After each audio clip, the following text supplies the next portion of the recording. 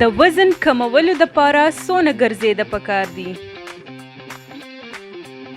مونږ کې څونه ډېر خلک لوبې کوي، جیم ته ځي او یا مختلف قسم ډایټونه کوي، خو مونږ تر اوسه د دې خبرې قدر ونه کړو چې روزانه ګرځېدل هم په وزن کمیدو کې دغه شان کار کوي. نن به مونږ تاسو ته د ګرځېدو یو څو خاص اصول ښایو چې هغه به د پوره وجود د ورزش یا اکسرسایز برابر وي.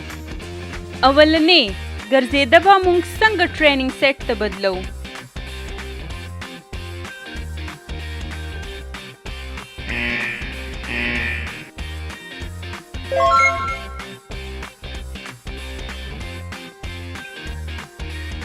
په کیلوري سوځولو باندې چې کم شیزونه ډېر اثر کوي هغه دي چې مونږ څونه لارو وهل، زمونږ رفتار څونه و او زمونږ وزن څونه دی.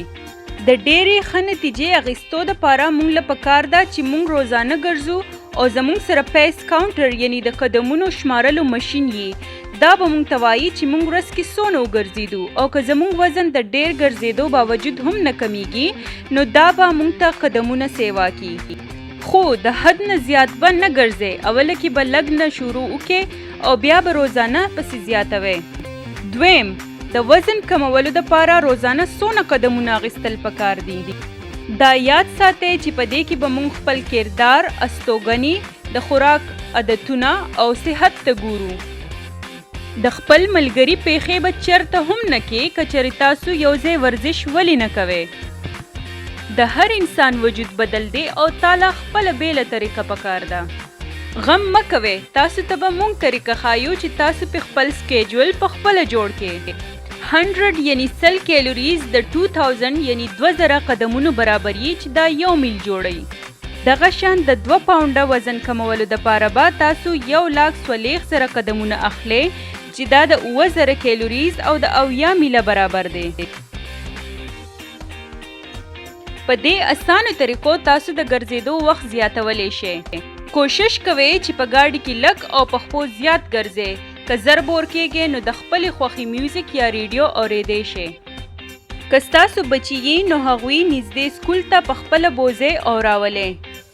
ځان سره ملګری بوځئ یا د خپلې خوښې میوزیک یا کتاب واورئ یا نوي ځای ته لاړ شئ، نوي لارې معلومې کړئ. په یخنۍ کې تاسو په خپل ټریډ میل ګرځېدی شئ. دا ټپ د ښځو دپاره هم دی چې تاسو پکې د خپلې خوښې ډرامه هم کتلی شئ. دریم، صحیح واک به څنګه کې؟ په 1 منټ کې د 70 قدمونو نه کم قدمونه اخیستل د یو صحتمند کس دپاره د نیش برابر دی. دا د زړه د مریضانو دپاره ښیي. په 1 منټ کې د 71 یعنی 71 نه د 90 یعنی 10 کم 100 پورې قدمونه یا د 2 نه 2.5 میله پورې ګرځېده د زړه د والونو بیمار دپاره ښیي.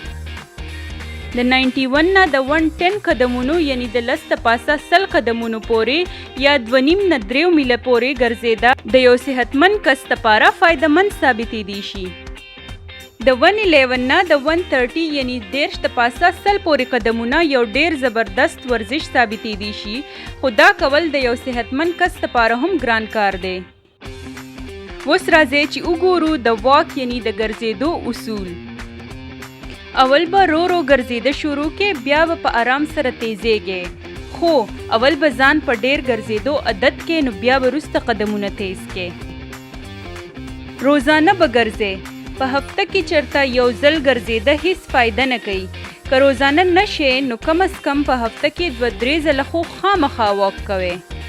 په ورځ کې په هر ټایم کې ګرځېدی شئ، خو د خوراک نه پس تر 1 غنټه بالکل نه. خپل پوسچر ته به خیال کوئ. پکار ده چې ستاسو ملا نیغه او خېټه دننه راښکلي وي. په دې اصول باندې عمل وکړئ. زما چینل سبسکرایب کړئ، ویډیو می شیر کړئ او رڼا د علم خوره کړئ.